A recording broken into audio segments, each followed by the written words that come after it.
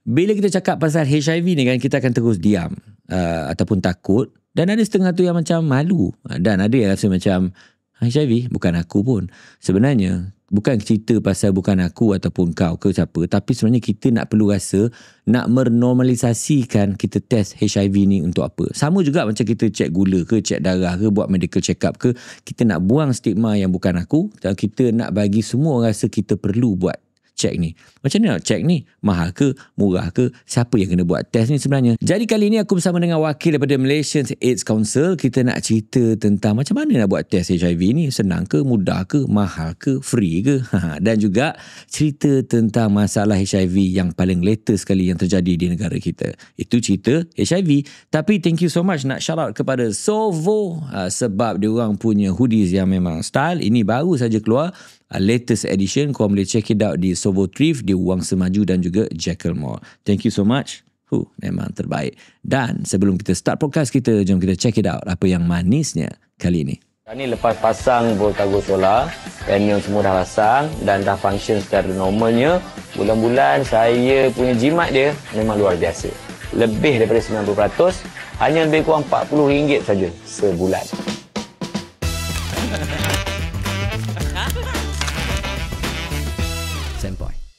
Assalamualaikum, hello, hi. Anda bersama saya lagi, Aidil Marcello, dalam podcast I Did It My Way, Sempoi. Okey, untuk minggu ini kita ada cerita yang lain daripada yang lain. Tapi sebelum kita nak mulakan apa sebenarnya kita nak bersembang podcast kita pada minggu ni, saya nak ucapkan thank you so much lah kepada korang semua yang tak jemu-jemu komen dan juga like, yang juga share, yang subscribers baru kita di YouTube. Thank you so much. Yang paling penting, kita cuba baca semua komen korang di semua platform, terutama di YouTube pun kita buka komen, kita baca.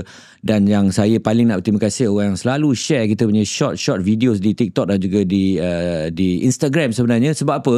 Kita kadang-kadang interview orang sampai 1 jam lebih, dekat 2 jam kan. So kita cuba cari the best lah, 10 ke 15 shots ni untuk kita share kepada you all. Sometimes kan benda-benda yang pendek-pendek ni dia nampak macam simple, tapi kadang-kadang bila kena kat tempat orang yang betul ni kan, dia boleh jadi, dia macam spike sikit lah. Kadang orang tu bertemu di jalan yang gelap, ataupun dia pun mungkin mencari jawapan yang tak pasti. Tapi kadang-kadang bila apa orang panggil small impact ni, dia dapat mengubah hidup seorang. Bukan susah pun, kita share saja awareness dan juga kita punya video-video ni. Begitu juga dengan episod kali ni, saya rasa sangat-sangat penting sangat, banyak sangat tu. Jadi memang pentinglah sangat untuk kita share, sebab saya bersama dengan orang yang cukup hebat pada hari ni. Kecil nampak dia bila interview tadi sebelum record kan. Banyak juga tanggungjawab dia. Kecil tapi berat. Itu dia. Namanya Mr. Bino, ataupun nama betulnya Ibnu Najah. Yes, dia merupakan data specialist daripada Malaysian AIDS Council. Yes. Selamat pagi. Selamat pagi, Cik Aidil. Tapi kita keluar petang kan? Selamat petang lah. Selamat petang. Saya panggil awak Bino Ya, saya. Okay, Bino, sebenarnya kan, ni jujur lah saya cakap kan. Saya dah buat banyak dah podcast interview orang. So termasuk juga ada topik-topik selit-selit sikit. Saya pernah panggil juga Tuan Aki, dia cerita pasal sex education dan sebagainya kan. Tapi benda ni sebenarnya saya tahu you all punya tugas besar dan dah buat banyak dah sebenarnya. Tapi kita nak cuba kuatkan lagi. Dan apa sebenarnya yang public ni ataupun listeners, viewers kita yang tak pernah tahu apa kerja-kerja yang you all buat dekat belakang tabir ni. Sebenarnya korang dah bekerja keras untuk mencari. Dia bukan macam kita nak mencari seorang penyanyi baru. Senang kita buat audition, orang datang lah. Betul. Saya rasa kerja korang ni sangat keras. Itu saya rasa kepada semua listeners dan juga viewers, tolong dengar sampai habis. Kerana kita bukan bersama Bino saja, kita ada seorang rakan kerja juga sebentar lagi. Tapi Bino, dia akan cerita tentang, ni saya menjadi viewers lah. Bila kita cakap pasal HIV saja, semua lari babe. Kan, cakap HIV, AIDS, takut lah kan. Kenapa aku nak tahu lah? Bukan aku pun kan. Aku tak buat pun benda-benda tu. Tapi bila dia tak buat ataupun dia rasa dia tak perlu tahu, dia langsung tak nak ambil tahu. Itu yang bahaya. Betul. Kadang-kadang rakan terdekat, saudara mara, adik-beradik seni, jiran pun dia tak ambil kisah kan. So Bino, mungkin boleh you intro sikit lah kan. Sebenarnya kenapa ujian HIV ni penting sangat? Alright, okay. Jadi yang pertamanya, HIV ni benda yang dah lama ada dalam kalangan masyarakat kita lah. Dia first masuk dekat Malaysia dalam sekitar tahun 80-an. Okay, jadi HIV ni penting untuk kita tahu supaya kita tidak ada stigma terhadap HIV itu sendiri. Sebab yang pertama adalah HIV itu dia bukan senang berjangkit seperti mana COVID. Jadi kalau tak ada pengetahuan asas untuk untuk kita ambil cakna lah, untuk kita tahu HIV tu bagaimana dia boleh berjangkit apa semua.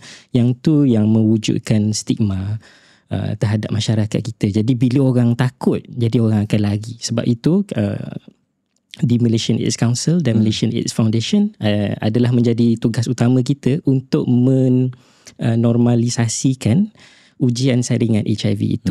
Jadi kita ada banyak, dan benda ini adalah selari dengan National Strategic Plan for Ending AIDS 2030 by kita punya inilah Kementerian Kesihatan Malaysia, KKM, iaitu salah satu daripadanya adalah untuk normalisasikan ujian saringan HIV itu sendiri. Sebab kalau kita tengok dari segi saranan daripada WHO pun, setiap orang semua orang sekurang-kurangnya buat screening untuk HIV sekali seumur hidup. Paling kurang. Jadi bila benda tu dah dinormalisasi, jadi orang tak takut, and orang akan faham HIV tu bagaimana dan bagaimana benda itu boleh affect kehidupan seseorang. Tapi Bino kan, contoh kan, macam you cakap tu point kan, at least lah setiap orang ni sekali. Betul. Tapi dia macam skeptical tu sangat. Sebab apa tu? Jadi macam, okey lah, family aku ada kencing manis, maybe aku kena buat lah kot kan, kencing manis kan, pergilah buat test gula dan sebagainya, ataupun ada history sakit jantung ke kan, high blood pressure dan sebagainya. Tapi ni HIV AIDS yang diorang dah memang betul-betul dia terus dah draw the line kan, macam takkan aku tak payah kan, tak payahlah nak suruh aku buat, jadi aku rasa aku tak perlu nak buat. So macam mana you punya part juga untuk nak menormalisasikan test ni, nak bagi awareness kat diorang bahawa yelah kita kena buat at least test. Dan mungkin you boleh cerita sikit, susah ke test ni? Okay, jadi part of the normalization process itu adalah kita mempelbagaikan usaha untuk orang dapatkan saringan. Di Malaysian AIDS Council kita ada satu program iaitu Test Now. Test Now Test Now. Jadi Test Now ini adalah ujian saringan HIV kendiri ataupun HIV self-test. Jadi orang boleh dapatkan test kit itu secara percuma dekat website testnow.com.my. Jadi bila dia ambil test kit tu akan sampai kepada dia. Dia memang kena pergi ke website tu saja. Betul. Tak boleh pergi ke farmasi ke boleh pergi ke farmasi, tapi yang tu kena beli. Maknanya ini percuma ni. Ini percuma. So percuma dapatkan daripada kita, daripada Malaysian AIDS Council. Dia order, nanti test kit tu akan sampai kepada dia, and dia boleh buat test. And benda tu dia sendiri-sendirilah. Maknanya dia tak perlu bagi tahu orang apa semua. So normalisasi tu adalah pada diri dia. Maknanya dia yang rasa it's okay untuk buat HIV test, and tak perlu orang tahu pun benda tu. Tak perlulah kalau dia nak selfie lepas tu result kan. Betul. It's up to them lah kalau dia nak buat, which tapi is sebenarnya cuma sekarang ni macam you cakap tu bayang betapa mudahnya test tu, sebab masa COVID pun kan, even kalau kita pergi buat influenza test ke, COVID test ke, orang pregnancy test ke, semua ada self test kit macam tu. So macam semudah itulah. Ya, semudah itu. Tapi saya tak pernah buat test tu. Saya pun sendiri nak tahu. Dia test tu dia test apa? Okey, kita ada sediakan dua jenis lah. Satu oral base, satu lagi adalah blood base. Okey, so kalau yang oral base ni yang lebih senang dan dia lebih non-invasive lah. Tapi based on data hanya 30% sahaja yang ambil oral base. Jadi oral base itu semudah swab di mulut, and then dia masukkan ke dalam solution. Dimasukkan dalam solution, within 15 minutes result tu akan keluar, bagi tahu sama ada dia reaktif ataupun tidak. Jadi kalau dia reaktif ataupun tidak, and dia perlu dapatkan sokongan daripada kita, dia tanda sahaja dalam website tu kalau dia perlukan kita untuk reach out. Jadi kita punya team akan reach out lah. Sama juga kalau dia reaktif, kalau dia perlukan kita untuk tolong dari segi rawatan ke, lepas ni nak pergi mana dah reaktif ni apa semua, jadi dia boleh buat melalui itu. Dan satu lagi adalah blood base. Blood base itu melalui jari. Kita ada sediakan pelbagai tools. Maknanya dia punya video ataupun nak contact kita punya petugas-petugas di lapangan pun ada. Maknanya mereka sedia membantu untuk memudahkan proses untuk buat ujian saringan. So maksudnya kalau nak buat sendiri yang bloodnya, dia panggil apa tadi? Blood base. Blood base tu dia macam ambil finger prick, betul. Dia sama juga. Dia macam blood glucose kan, diabetes kan. So dia cucuk kat jari, dia masukkan dekat test. Sama juga. Sama juga. Tak adalah susah sangat. Tak ada, benda yang sama. Cuma dia skeptical tu sebab AIDS dengan HIV tu je kan. Tapi kalau semudah itu, Maksudnya tak mustahil lah kalau semua orang pun rakyat Malaysia ni pun boleh cuba. Tapi apa beza selain daripada dapat percuma di website tu, apa bezanya test kit yang ambil dekat you all dengan kat klinik contohnya? Okay, so yang pertama, kalau dekat klinik biasanya dia adalah professional test kit. Maknanya dia perlu dihandle oleh orang yang diberi tauliah lah untuk menjalankan ujian saringan. Adapun ujian kendiri ini dia adalah untuk kita sendiri buat. Mana siapa-siapa pun boleh buat. It's good for apa tu kita panggil good for dummies macam tu kan, something macam tu lah. Okay, katalah macam saya nak test lah. So saya pergi ke website tu, saya dah register nama semua kan, all the particular semua, and then dia akan hantar kat rumah. So saya pun buat lah 2 tu, sama ada oral ataupun blood. So dah dapat result. Katalah result saya saya tu positif contohnya, ataupun saya memerlukan counselling. So data saya dah ada dalam you all punya system. Okay, so dekat Test Now ni bagusnya dia adalah anonymous. Maknanya semua orang boleh pergi ke website tu, dia boleh masukkan apa-apa nama. Tapi nombor telefon kena betul lah sebab kita nak postage kan. Betul. Cuma kita tak ada unique identifier untuk kenal pasti siapa manusia ni, siapa tak orang. Tak ada. Anonymous lah. Dia anonymous. Bagus dia lah. Memang kita tak akan tahu. Jadi kalau orang tu perlu kita punya bantuan, dia akan letakkanlah dia punya kontak dan kita akan hubungi. So kita memang jaga kerahsiaan data tu dengan with the utmost priority lah. Bino, boleh tak cerita sikit experience you kan? Contoh macam you dah berdepan dengan all orang-orang yang buat test, dan I rasa ramai yang dah bagi data diorang dan juga perlukan rawatan susulan contohnya. So macam mana you berdepan dengan situasi ni, dan how serious it is sebenarnya? Okay, kalau untuk Test Now tu sendiri, kita ada team yang reach out kepada diorang, and mostly yang untuk return result tu pun dia atas capacity seseorang tu. Kita tak paksa orang untuk report dia punya result. Okay.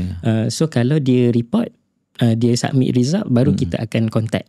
So orang-orang yang dah bagi tahu result kepada kita ni biasanya proses dia mudah lah. Sebab dia macam, okay, saya dah reaktif. Next step apa? Next step adalah confirmatory. So dia perlu buat ujian pengesahan lah. Betul tak dia positif?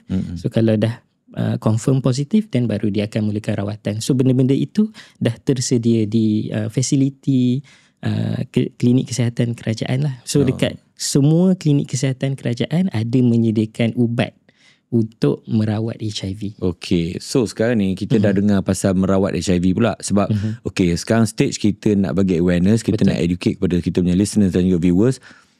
Baru diorang tahu hari ni, rupanya nak test HIV ni macam test COVID je, macam nak test glukos je kan. Tak ada susah pun dah. Benda ni bukannya kau nak kena beratur ramai-ramai, ada special counter HIV test. Memanglah malu kan. So benda ni at least you boleh buat sendiri, self test, sama ada you nak bagi tahu you punya result ataupun tidak. You perlu counselling ataupun khidmat susulan terpulang kepada awak. Tapi kita ada servis yang kita sediakan terbuka luas untuk kita bantu macam tu kan. Okey, sekarang ni katalah sekarang ni dah jadi positif ataupun dia perlu bantuan. So tindakan susulan tu tim mana pula yang akan, sebab you kata tadi rawatan kan. So kita nak tahu juga jenis HIV ni rawatan dia macam mana pula. Okay. So kalau untuk dapatkan bantuan itu, di MAC kita punya digital team lah. Jadi dia reach out secara digital sahaja. Maknanya dia akan reach out, dia akan bagi tahu proses ni ke mana nak pergi lepas ni. Jadi kalau dia perlukan macam sokong bantu, mungkin secara fizikal ke apa semua, di seluruh Malaysia kita ada rakan pelaksana, ada 22 NGO yang boleh bantu. Dari Perlis sampai ke Sabah ada. Kita punya site yang boleh bantu secara fizikal. Kita panggil dia orang sebagai petugas kesihatan komuniti, PKK, yang kita akan interview lepas ni.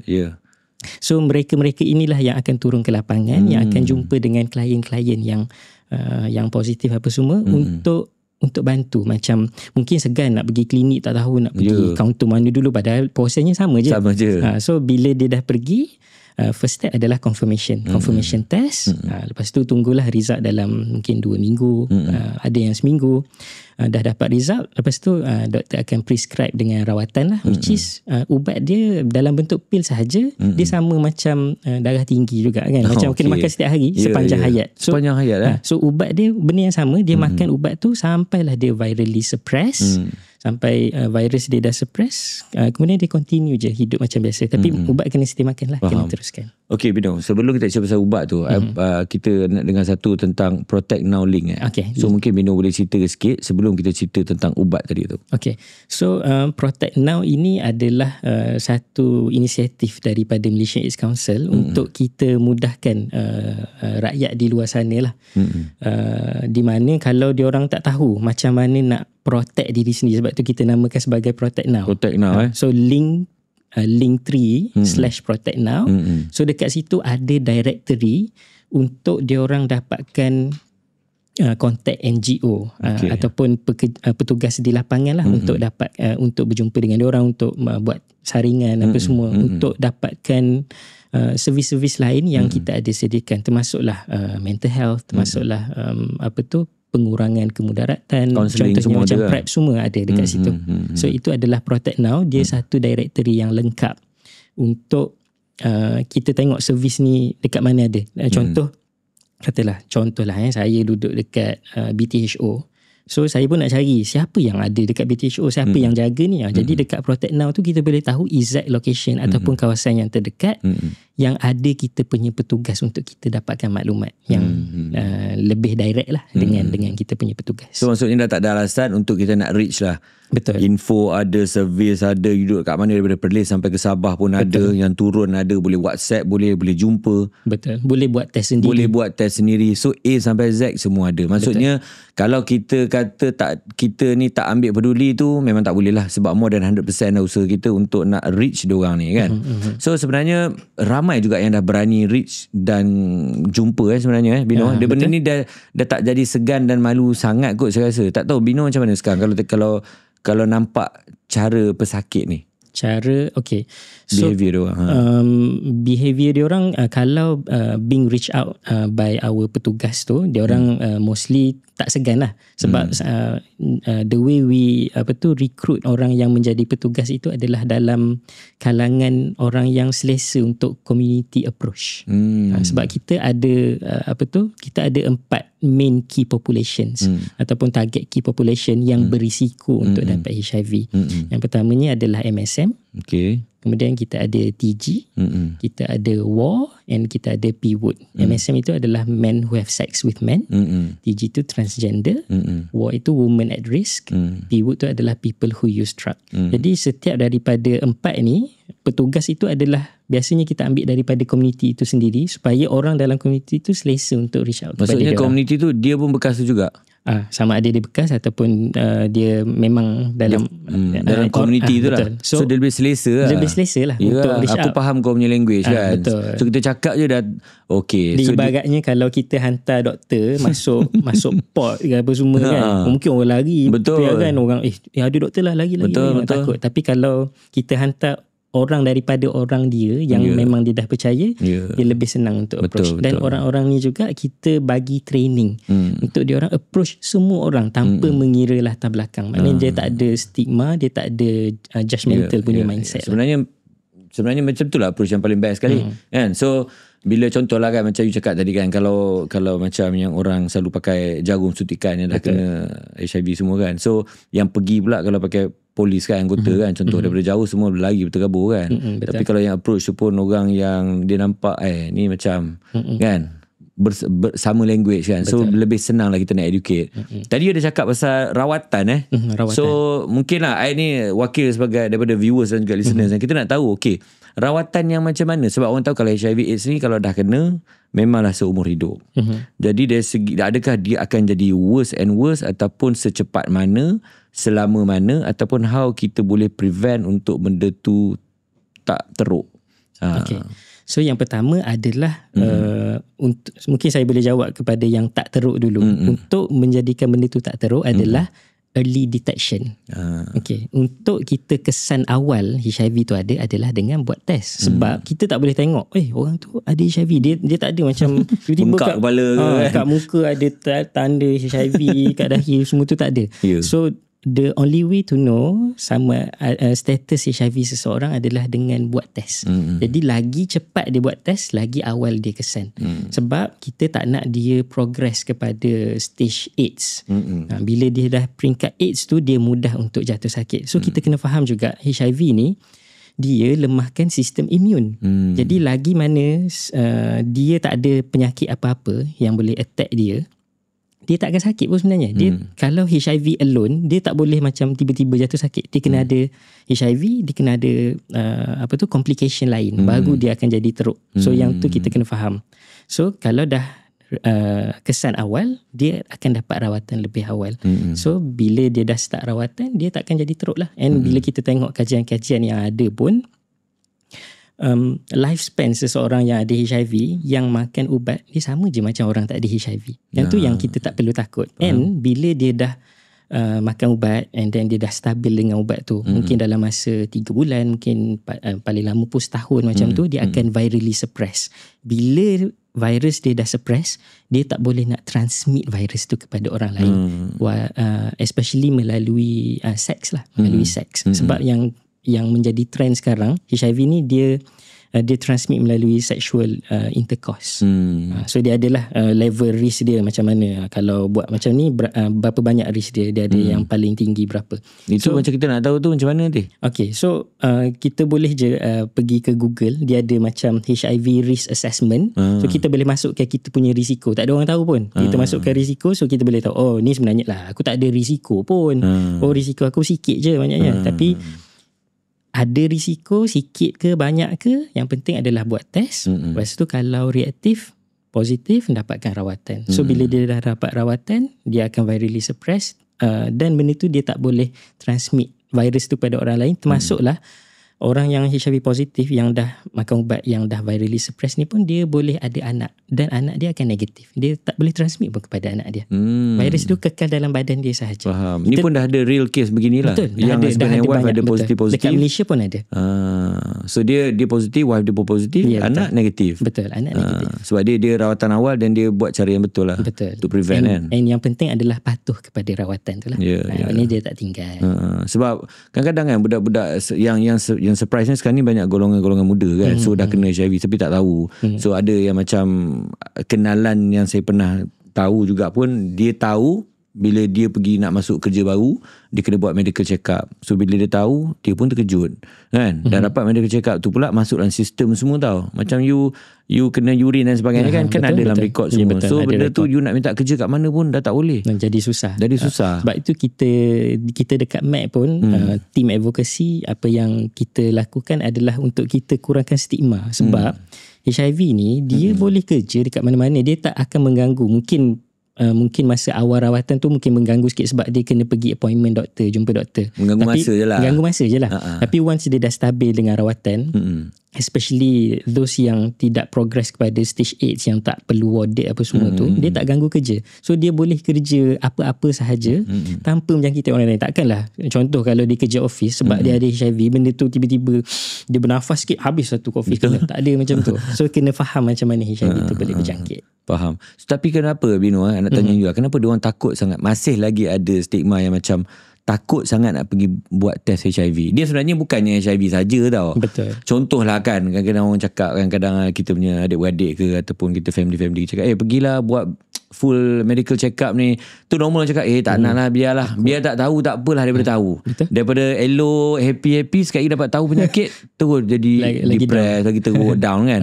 Tapi sebenarnya kita kena tukar lah mindset tu. Itu yang jadi tiba-tiba. Bila pergi test, stage 4. Baru nak kelam kabut, nak reverse balik dah susah. Betul. So maybe Bino boleh cerita sikit lah. Sebenarnya kenapa kita masih banyak lagi persepsi yang takut nak buat test HIV ni khususnya? Okay. Persepsi masyarakat dengan HIV tu sendiri, sebab mungkin dia dah kaitkan HIV tu, dia dah kahwinkan HIV tu dengan contohnya mungkin dengan golongan tertentu, dengan MSM ke, dengan orang yang guna jarum. Maknanya orang yang ada HIV ni mesti dia antara golongan ni, padahal tak semestinya. Sebab macam saya cakap tadi, tak boleh tengok orang tu and kita boleh teka orang tu ada HIV ke tak. Jadi dia datang from within lah. Dia kena daripada mindset kita. Apa-apa penyakit pun sebenarnya dia bagus untuk kita tahu awal, so kita ada intervensi awal. Sama macam gula dalam darah ke apa semua. Jadi kita tahu awal, kita boleh cegah. Okay, so kita tahu dah mungkin kolesterol kita ni di peringkat bahaya. Jadi kita kena jagalah pemakanan kita. Okay, kita kena tukar diet sikit. Sama juga macam HIV sekalipun.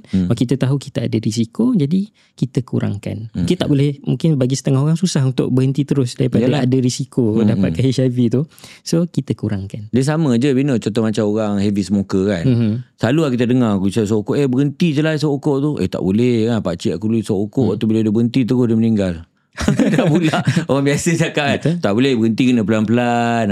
Aku berhenti lagi sakit. Kadang-kadang itu persepsi lah kan, orang kita selalu dengar. Tetapi sebenarnya kena berhenti tu, tak boleh nak berhenti terus. Tapi kita at least ada usaha untuk step by step kan. Betul. Bino, sebab you data specialist kan. You satu Malaysia punya NGO pun semua under you, case semua pun you tahu. Dari segi data punya wise kan, you nampak sekarang ni makin naik. You makin kerap buat awareness kan, kita nak educate dan sebagainya. Tapi kita nak tahu data sekarang semakin naik ke sejujurnya, ataupun diparas okey ke, ataupun macam mana? Okay.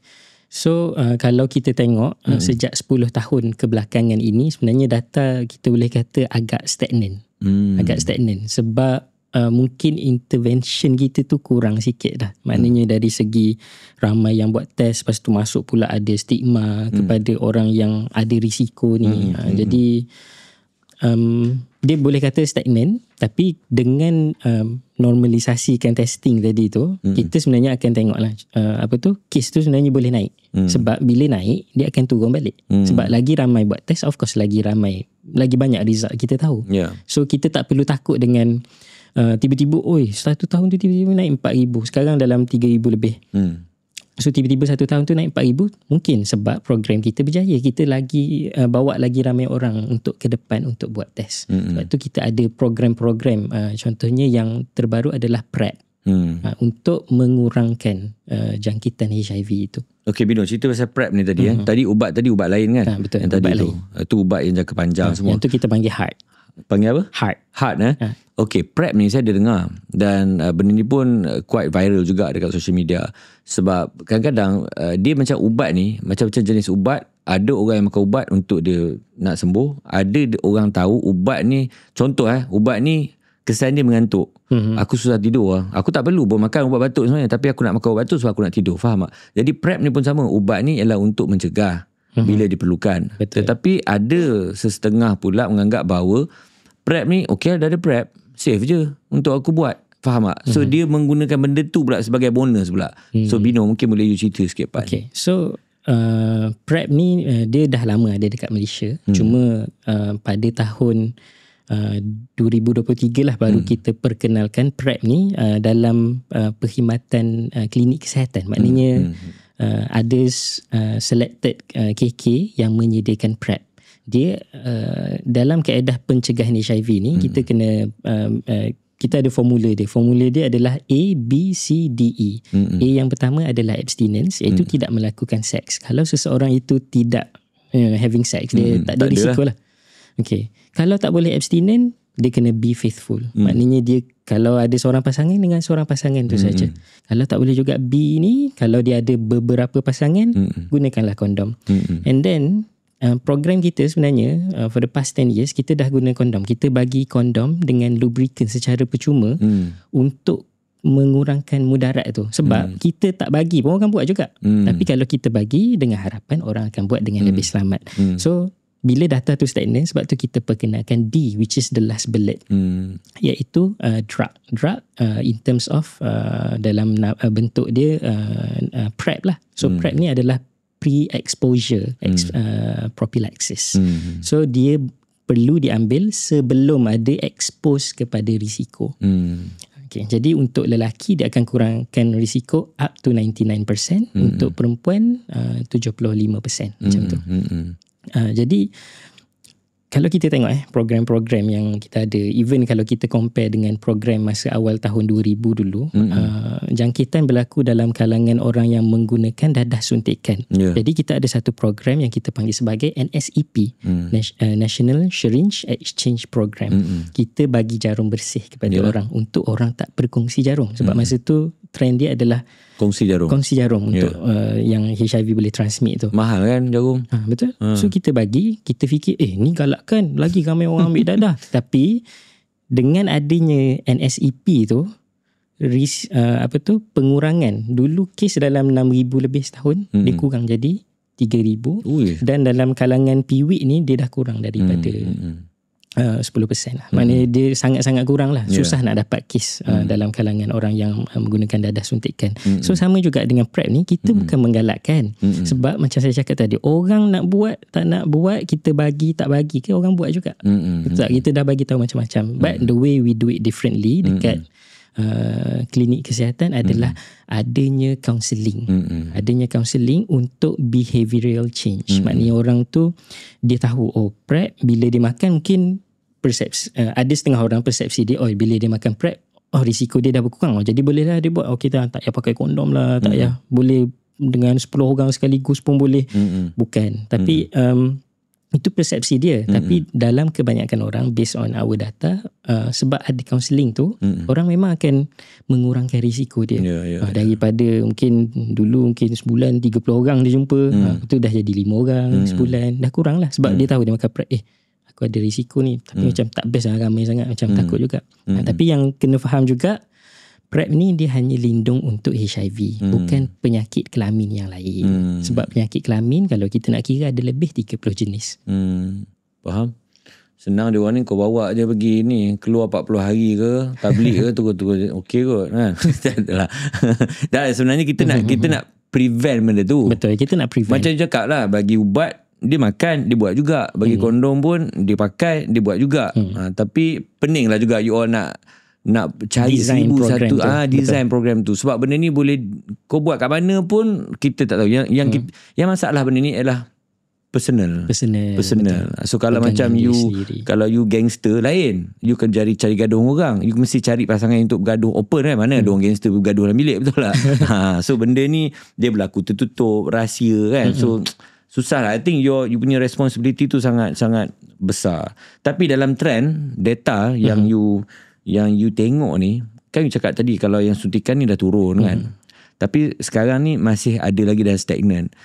Maybe you tahu the latest data, percentage part mana yang paling tinggi ataupun yang masih ada yang merisaukan. Contohnya kita ada seks laki-laki, perempuan dan sebagainya kan. So yang mana yang paling banyak? So bila kita tengok kepada data lah, kita tengok kepada statistik, daripada jarum suntikan tu dia dah berubah kepada sexual transmission.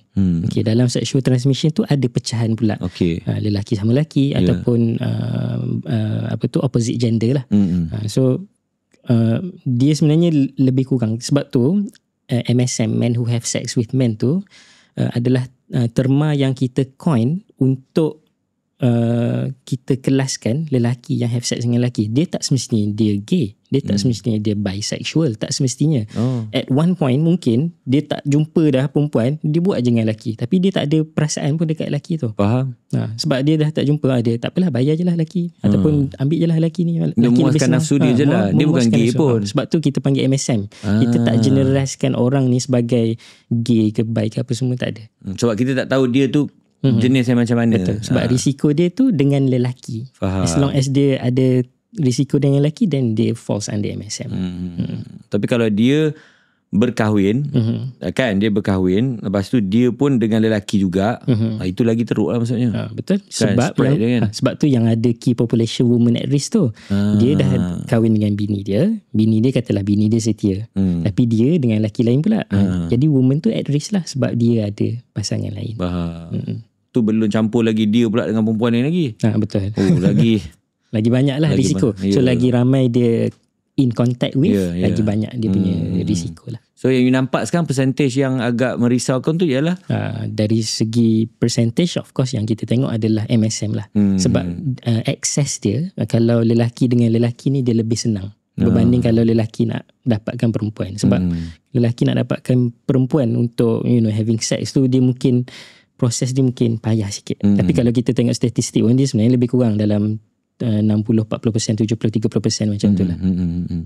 So kalau perempuan-perempuan tak ada masalah apa lah. Perempuan dengan perempuan risiko dia sangat kurang lah. Yelah. Tapi bukanlah kita menggalakkan. Betul, bukan kita nak bagi tahu. Kita kan nak korang bagi dengar pula, tak ada risiko. Okey lah, tukar pula lah perempuan dengan perempuan.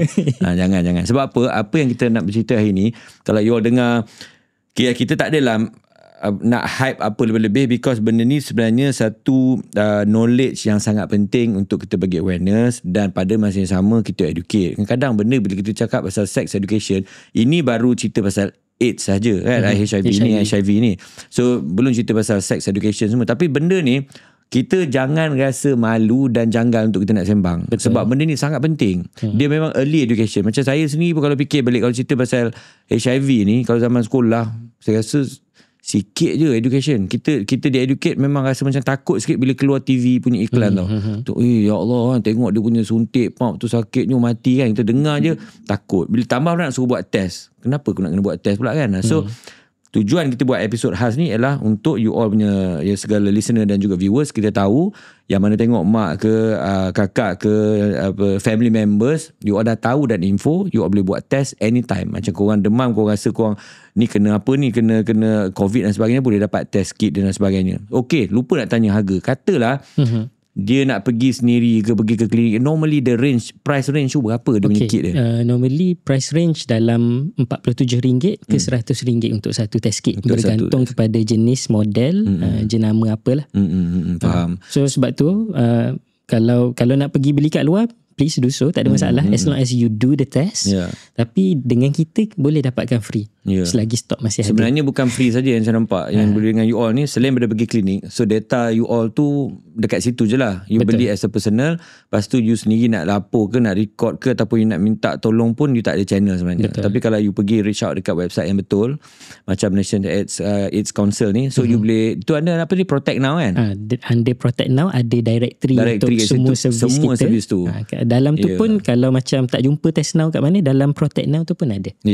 So you all boleh register kat situ, dapat free. Tunggulah sikit, sabar. Betul kan? Postage macam Shopee lah. Kan, tunggu barang boleh 3-4 hari. Kita punya polisi next day delivery. Maknanya hari ni order, hari Isnin. Kalau hari ni order, Isnin lah. Kalau hari Sabtu pun sama lah, kita akan Isnin order, hari bekerja lah. Kita hantar kan, hari bekerja. Yang kita penting setiap hari kita post. Beza yang korang beli dengan barang tu bayar, yang ni free.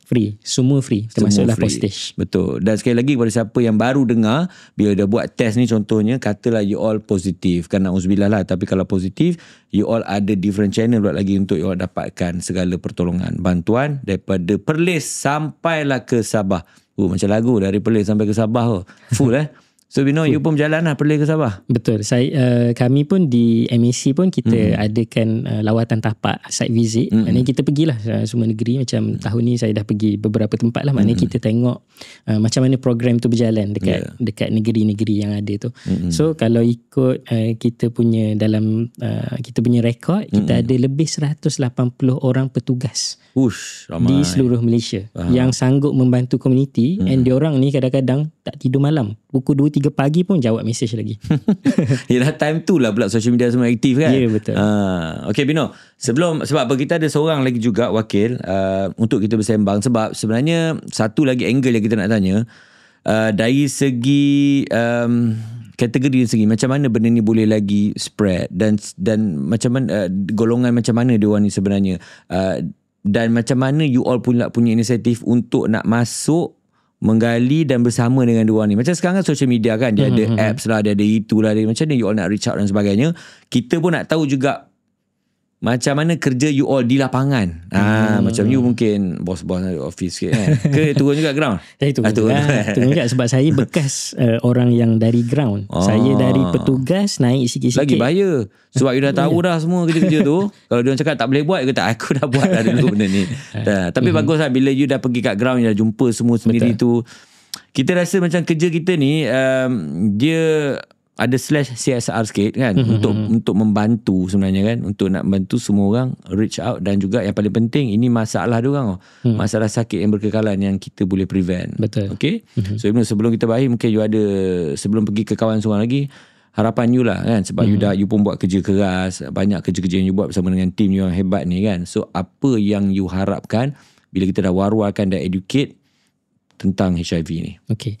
Jadi harapan saya lah kita dah banyak buat engagement dengan polis, dengan JAKIM, dengan banyak badan kerajaan, dengan artis ni dengan I did it my way kan. Kita banyak buat engagement sebab kita nak luaskan lagi supaya orang lebih tahu kewujudan Malaysian AIDS Council itu sendiri dalam membantu untuk mengurangkan kadar jangkitan HIV dan biar orang tahu knowledge about HIV itself. Jadi kita dah buat macam-macam. Jadi kalau macam ada cadangan, penambahbaikan apa semua pun boleh channelkan balik dekat kita. And kalau kita rasa benda tu dalam kemampuan kita untuk kita buat, maka kita akan expand lah the program. Sama juga macam sekarang ni, betul lah kita ada Perlis sampai ke Sabah, tapi bukanlah setiap daerah tu ada. Sebab kita punya bajet pun bukanlah sebesar tapi sangat. Kita boleh reach dari social media semua, kita boleh reach, tak ada masalah kan. Betul. So harapan saya sokonglah apa yang kami buat, sebab terutamanya lah petugas-petugas di lapangan ni, dia orang buat noble work, benda yang orang tak nak buat pun. Saya teringat satu kata-kata hari tu saya site visit ke Pahang. Dia punya tagline, from womb to tomb. Maknanya dia jaga klien tu dari rahim sampai ke kubur. Sebab ada kes-kes yang tertentu macam mayat tu dah jenazah tu yang dah merepuk lama 3 hari, tak ada orang nak handle. Orang yang dari NGO ni yang tolong pergi ambil, bersihkan, mandikan apa semua, sampai tanam, sampai gali kubur tu. Maknanya kita punya servis tu sebenarnya dia ekstensif, from womb to tomb tu kita jaga. Jadi dengan harapan kita punya masyarakat itu sokonglah apa yang kita buat, dan war-warkanlah, dan jangan takut pasal HIV. Kalau macam takut nak bagi tahu orang, at least kita tak takut dengan diri sendiri. Kita tak ada self stigma. And kalau kita tahu kita ada risiko, buatlah test. Kalau takut nak pergi ke klinik seorang-seorang, contact lah kita punya petugas. Semua channel kita dah ada, kita tapak-tapak kita dah ada, tinggal nak reach out saja. Betul. So kalau kita tak ada keberanian dan kita tak start benda tu, jadi apa sahaja yang diorang punya buat inisiatif pun takkan function. Betul. Dan kita nak kerjasama sebenarnya. Dan saya rasa lah kan, kalau kita rasa kita pun ada, mana tahu kan ada sakit tu ke, sebenarnya pun kita tak ada rasa malu lah, sebab benda tu boleh buat self test. Saya rasa dah tak ada reason. So pada semua yang tengah dengar, walaupun korang rasa korang selamat, saya pun sendiri pun rasa macam boleh je kita nak educate. Saya pun nak try kan. Beli je benda tu ambil je kat website tu, masuk kita test, kita boleh buat video, kita boleh test. Sebab kita jangan rasa malu pula kan. Kenapa Aidit ni buat test kan, dia tak apa-apa kan. Orang akan fikir macam tu. Tapi tak pula rasa malu, kenapa ni. Cuba kau pergi dekat food court, tengah-tengah orang ramai tu, kau pergi buat blood test kan. Contoh nak check kan, dia ni kencing manis kan. Kencing manis pun dia orang malu tau. Dia buat sorok-sorok je. Insulin kan, sorok tengok tak ada orang insulin. Padahal faham tak? So apatah lagi HIV test ni. Jadi kita nak educate supaya korang jangan malu. Sebab apa? Prevention awal yang sangat penting. Betul. Thank you Bino. Saya ucapkan terima kasih banyak-banyak kepada Bino. Dan juga saya nak dengar pula cerita kita punya pegawai di lapangan tadi. Dan dia pun cakap setengah kerjanya daripada womb to tomb. Bahasa Melayu apa? Dari rahim. DRKK. DRKK, dari rahim ke kubur. Thank you Bino. Okay. So itu dia kita dah cerita tadi, dan sekarang ni kita nak bersama dengan seorang pula yang insan hebat ni yang turun ke lapangan. Saya rasa kerja diorang pula lain macam teruk dia. Sebab mereka ni paling mudah orang kata diorang dah pilih, diorang pun special punya orang juga, yang kalau kita tengok tu paling mudah disantuni lah. Bila pergi tu rasa senang untuk mendekati dan meluahkan apa sahaja yang diorang rasa sebenarnya. Sebab betul juga kata Bino tadi, kalau kita panggil orang yang tiba-tiba yang terkejut ni, nak cerita sepenuhnya pun takut kan. Macam Bino lah kan, jumpa tadi macam kita biasa-biasa kan. Sekarang semua dah cerita kan. Okay, baik.